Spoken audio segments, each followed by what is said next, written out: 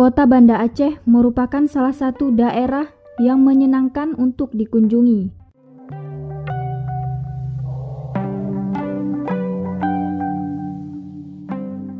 Salah satu tempat yang menarik untuk dikunjungi adalah Komplek Makam Tengku Dibitai yang terletak di Bisabitai, Kota Banda Aceh.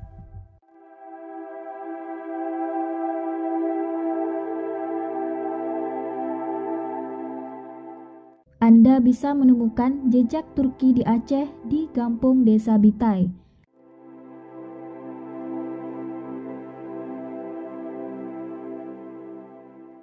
Tengku Dibitai merupakan salah seorang ulama yang ditugaskan Kerajaan Utsmaniyah ke Aceh, dan kemudian hari Tengku Dibitai menjadi sahabat dekat Sultan Salahuddin, Sultan Kerajaan Aceh pada abad ke-15.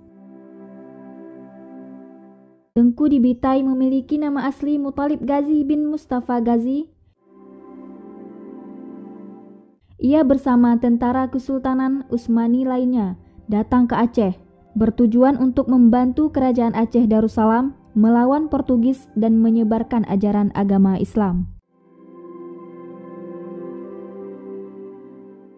Komplek Makam Tengku Dibitai menjadi salah satu saksi tentang hubungan diplomasi antara Kerajaan Aceh Darussalam dengan Kerajaan Turki Utsmani sejak abad ke-16.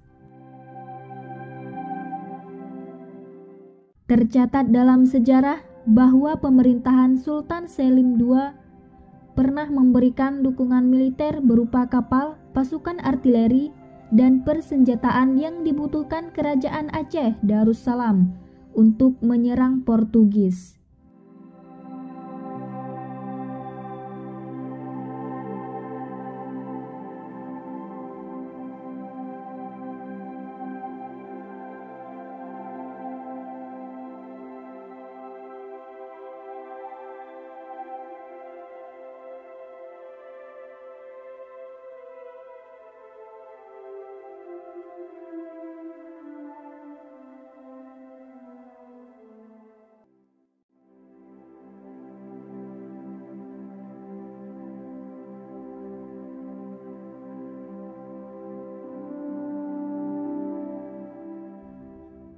Di dalam komplek makam Tengku Dibitai terdapat puluhan makam prajurit Kesultanan Utsmani yang meninggal di Aceh pada abad ke-16.